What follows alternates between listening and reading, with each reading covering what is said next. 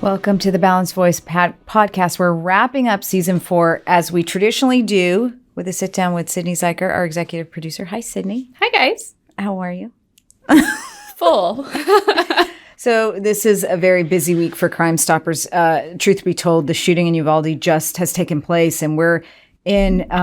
It is a busy time. School safety is something we focus on 365 days out of the year with a very active Safe School Institute that's training schools, which means students, teachers, parents, law enforcement, school-based administration, all year round. But obviously, in the wake of a tragedy, we have to look at what went wrong, what went right, and talk to parents about some of their biggest pressing fears. And it's been a lot. It's been a lot. It's, of course, in these moments is when we work harder and dig deeper. Mm-hmm. And so it's been a lot this week, but we're grateful to do it, honestly. And I'm so grateful for this platform that we have to talk about some really hard things. I mean, that was the mission and purpose of this podcast. You know, we launched in 2020 when COVID was, first taking over our lives. And after the killing of George Floyd and calls to defund the police, with the whole mission to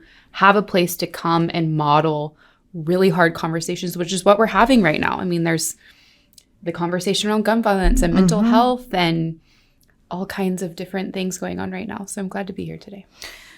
This season has been, they're all so interesting, and this one's been no different. I was just looking at our list of guests. We started with Teresa Helm, went into Kyle Kulausing, who recounted what it was like to be the most wanted fugitive in Hawaii. And then life behind bars in prison, the screaming of men, the raping of men, the killing of other men, and how, they just sort of accept that, ignore it, and survive, or learn how to manipulate the system. Nancy Grace, which was one of our most entertaining episodes, interesting and entertaining, and we'll talk through sort of your highlights. But I just have to say, Nancy Grace, I asked the question when we had Andy Kahn be our guest that day, and I literally should have just left because those two were having a fight. I mean, you were definitely third wheel. Oh, I was third wheel. She's like, "Who's the girl again?" I'm like, "Oh God, forget me." But at one point, I asked her, how do you have balance? Because she's a mom, she's been a victim of crime, and obviously, she does what she does. And she was like, "Balance? What do you mean balance? What do you mean balance?" And I was like, "Oh my gosh!" But I actually understand and I agree with her. But I'm like, "How do I handle this?" But it was such a good interview. And so, if you haven't watched or listened to Nancy Grace, please do that. Mackenzie Kelly in Austin, who is city council there, we're talking about defund the police and what it looked like in Austin. Linda Laurel with the path with empathy forward, or the path forward. Dr. Harvey Rosenstock. Oh, that was great. And Daniel Shepley. I mean, they're all great episodes. I say this every single wrap up. This one was so good. That one was so good. But I mean, talk about a conversation about mental health and gun violence. I know. And solutions. And intervention that was successful. I mean, in this moment, I highly suggest you go back and listen to that, because one of the main arguments that I'm constantly thinking about in our brain is access to community-based resources for mental health, and how challenging that can be, but how incredibly important that is for people of all ages, of all kinds, whether it be you have a diagnosed mental illness or you're just in some kind of life crisis. Yeah. That one was so interesting because Daniel walked into the office and had a weapon that he pointed at Dr. Rosenstock. And instead of becoming afraid, Dr. Rosenstock said, and I quote, "I work better if there isn't a gun pointed in my face. Let's put it down. And to me, this is a cry for help." And he wrote about it. They wrote a book together. But this journey of Daniel Shepley going from homicidal, suicidal into a thriving member of the community with a master's in engineering, and he's giving back and educating on the importance of care and access to care. And, just the way that Dr. Rosenstock de-escalated that situation. I mean, I think that de-escalation training for all different professions of people and just community members could be so helpful. So helpful. We need to bring back free mental health care, though. Yeah. That's something we don't have, and we need to have it. Mm-hmm. Joshua Webb, who works at Crime Stoppers, talking about reframing masculinity, and he shared his relationship and his living through an abusive relationship that was verbally abusive, sexually abusive, physically abusive. And it was interesting to me because I'm sitting next to this really tall guy. And he can command any room. Oh, he's so good. Oh, my goodness. And you would never guess. Andrew Johnson, Ryan Records, who talked about, the mission behind sports mascots, also fabulous. Ashley Rinsberg, who to me was a very important interview personally. That was like super personal. He wrote the book, The Gray Lady Winks, and it's all about what he claims is misinformation by the New York Times and how, and specifically the New York, and how it's played a role that what he calls misinformation has potentially played a role in not news stories, but actually politics, community events, and reshaped culture and society. And for us, having gone through what we've been going through the past couple of months, where we literally sat down with the New York Times and shared so much information, and then sit back to watch what was printed. It was an experience I've never had before. It was a really good learning experience for me, if I'm being generous. Generous is the word. And we work with the media every single day. And honestly, we love our media partners. Absolutely. But I think that at least what we've talked about a lot is the importance of journalistic integrity and how that has shifted, what is reported, even what sources are used.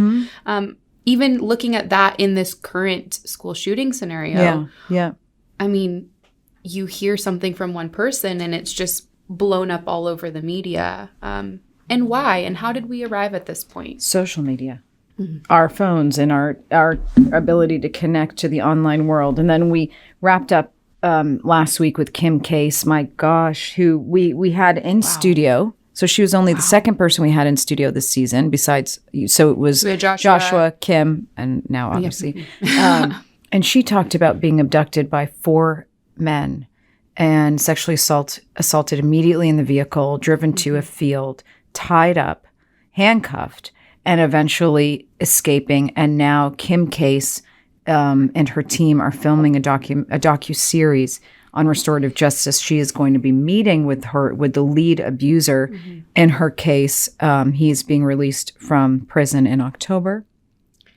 And they'll be meeting. She was chills up and down the whole room. And even just her perspective on what she wanted to offer this person, I think was such a gift. A gift, and really showed a lot of leadership in her sphere that she's carved out in the world. And I have the opportunity as the EP to really dig into and research and figure out what parts of a person are we showcasing in their story here on the podcast. And just going through all of her written content, it was incredible. I mean, the grace and humility, but also strength and power that she brought was really, really cool to watch. We cried. That was one where we got tissues, gave everybody tissues in the room, and I always want to do these live, but you always make us do them filmed. And that's when I'm like, okay, thank God Sydney is making us do these filmed, because they can be a little complicated. But okay, so let's take a step back. What would you say was your favorite? Do you have a favorite from this season? A favorite. I hate favorite. I know. Because I'm like, they're all my favorite. They're all our favorites. I know. I think one that really challenged my perspectives was Kyle Kelousing. And again, even working with him behind the scenes was just so interesting. And looking at the transformation and the students that he's reached with his story. I know. And how he's chosen to reach them is actually different than how we reach students. But it really challenged my perspective on addiction, on how a society can really play into addiction. I mean, just the crystal meth epidemic that happened in Hawaii, and how he worked so hard to stay away from any kind of drug for so long. And then ultimately. And how that completely shifted his life. Mm-hmm. And even his rawness. I mean, he hasn't been out for that long. Yeah, no. And there was moments where he just was so raw and willing to sob. I remember our other producer actually texting me while we were recording saying, for a grown man to show that much emotion is exactly what our country needs to see. Yeah. And I was like, you're right. I know. So definitely challenged my perspective there. Yeah, he would break down and he was crying through. And I remember when I came across him and I watched like 2.5 hours of footage with him, and I was sobbing in my office, and then so thankful when we were able to reach out to him and get him to agree. It's a human story that, as you said, changes your perspective, but you also walk away thinking, I've got to do something, and what can I do? And that looks different for everyone. But if we are all constantly thinking, like, what can we do? So whether it's Kyle Kulausing or Linda Laurel, who talks about having empathy for others in this world and showing that empathy, leading with that empathy, I hope that each one of these episodes makes you leave thinking, like, there's one nugget, one thing I can do to help contribute something positive. I'm like you. I don't have a favorite. I don't have a favorite. Well, which one challenged your perspective most? I think maybe. You know, Kim Case, you always talk about forgiveness. And I just think hers was like, it takes a lot to be able to willingly choose to sit down with someone that has put you through that much trauma to offer them forgiveness in a way that they see it and to set them free. Because what was interesting is she said, you know, obviously she still deals with this, but she's basically moved on. She has a full life and she's obviously made speaking to people her mission, but she felt it was important to give him the gift of that freedom and forgiveness. That was an interesting thing that she said. And she even said, I don't know how he's changed while he's in prison. Has he changed? We don't know. That she wants to give him that gift so that he can choose what to do with it next. And knowing that you're going to live parallel lives is hard. I mean, we work with victims every day. And many victims, I mean, don't ever want to have to interact with this person. And that's completely good and great. And then also this perspective, I think that that's something that we have to really grapple with on an ongoing basis, is every victim and their journey to healing or a new life is different. And then we talk a lot about the fact that, you know, the perpetrator in her case, and we see this here in Harris County where we are, there a lot of times they go from prison, dropped off via bus down the street, and you're in your what we would have as a midtown, but in your downtown or in some part of the city, they're just dropped off. Okay, what are they supposed to do? How are they going to survive? Have they been rehabilitated? Do they have tools to make it in the community? Are they able to get jobs? I mean, these are such important questions that I so wish politics would remove itself from in terms of differences, or that people would say, put the differences aside and let's create solutions. Something that I've really been thinking about with that transitioning from the justice system, incarceration, whatever, back into the community is our elderly population. Okay. And how I know it's weird. I'm like, where are we going? What do we do with someone who has been incarcerated for years and years and years and now is paroled and now is elderly, and things have vastly changed and they're dropped off down the street? Do they have the resources? And so what's in place now to help those people? Not a lot. And you think of even, you know, of course, not every senior citizen or elderly person experiences things like dementia, but you are at a much higher increased risk for that. And so what if someone does have some form of dementia and hasn't had those diagnostic tests done in the prison system, and now they're paroled? I know. There are so many issues, but I think the key is we never want people to be overwhelmed by it, as overwhelming as it may seem, and to figure out the nuggets, the points where they can look for a solution. And we interestingly had a discussion with Michelle Gay from Safe and Sound Schools that we featured in our Facebook Live series at Crime Stoppers of Houston's Facebook page following the shooting in Uvalde. And of course, she lost Josephine, who was 7, during the shooting at Sandy Hook Elementary. And she said the same, look for nuggets of where you can contribute a solution. Andy Kahn always says, anyone can yell and scream. Right. And a lot of us do yell and scream. But where can we contribute a positive solution? And I hope that through the series this season, that was the goal. Teresa Helm, hearing her recount, meeting her experience with Jeffrey Epstein and Ghislaine, I can never say her name, meeting her and talking about how Ghislaine was like this gorgeous, put together, affluent New Yorker with pictures of all of these incredible people in her apartment, and almost like a seasoned groomer tapping into all of Teresa's interests and lifting her up and building her up, and then eventually sending her off straight to Epstein, straight as a young massage therapist, straight to Jeffrey Epstein. And I keep thinking, how does one do that? Send a young girl into what we imagine and believe to have been sexual assault that followed after. And in that situation, I think of, how did Ghislaine get there? Survival. Survival. And at what point could intervention or resources have helped her from navigating down that path? But that's an interesting question. I think she was getting everything she wanted out of it. Mm-hmm. But why? But why is that? Why are those the things that she wanted? Meaning, I think it's like the money, the power, the status. Yeah. And then if that has to be a part of it, I can kind of cut that out and not even have it on my radar. Mm-hmm. Mm-hmm. We're desensitized as a community. Absolutely. I mean, we are. We can compartmentalize. We go into our little silos online. We have these cheering committees or groups that echo chambers that just regurgitate everything we're saying and thinking. And we have very little conflict in those spaces because we tend to cut it out. Mm-hmm. And yet there are sparks of great conflict. Obviously, you look at Twitter. I can't stand Twitter. By the way, I've been asked multiple times if I have a burner account. I do not have a burner or a fake Twitter account in which I go be mean to people. Never, ever, ever, ever. Side note. These are the questions I'm asked. I know. I mean, okay. Same.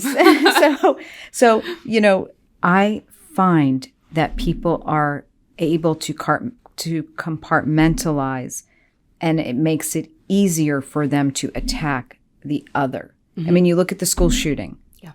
Those are not people. Like, how can you go willingly take the life of another, let alone terrified young kids? Like, that's inhumane. Babies.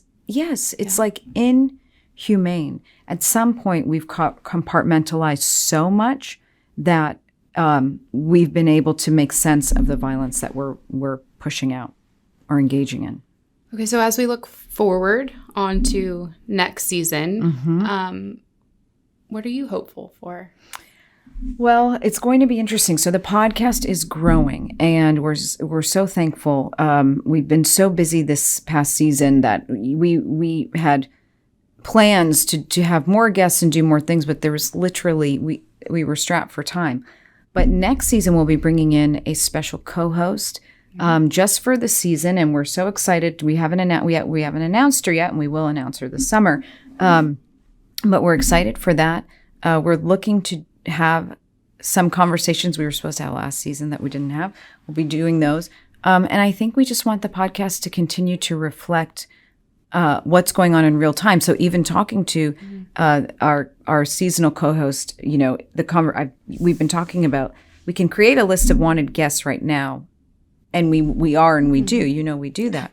But we want the guests to reflect what's going on in real time. So that will change. That list will change. What are you hopeful for? I always like a new challenge, so having 2 hosts is a fun new realm for me. I think that it's a cool addition. I like having another expert perspective on things. So that will be interesting. That will come. I also just love community interaction about the podcast. So anything that you guys are wanting to know more about, I mean, is it more about school shootings, school safety, what we're seeing here locally versus nationally, anything like that, or really any public safety topic you have, please send it to us. Over the summer, we'll be doing a lot of legwork to prepare for this season, and that's my ideal time to get this information from people. I know. Because obviously current events shift and change our work in real time all the time. But we do a lot of, we're constantly working, period, end of discussion. So if you do have thoughts, we always say this is a podcast for the community, by the community. We want it to be a partnership. So send us what you're hoping we discuss, and we will make it happen. Sydney, thank you. You're such a good EP. Thanks. And I love the moments when it's like we have like 4 hours to like film it, edit it, push it out, but you always get it done. Yeah, with the current state of affairs around here, it's been a lot of that lately. It's been a lot of that. But also thank you to our other producer, Derek, who Derek is in my Dallas. saving grace. Derek in Dallas. Thank you, Derek. Thank you to all of those, our guests, to all of those who listen and share and comment on the podcast. We thank you all. We have the best team at Crime Stoppers. We're thankful for our partners in Dallas and for this community. We'll see you next season. Look for an announcement in a few weeks. Yeah, take care, everybody.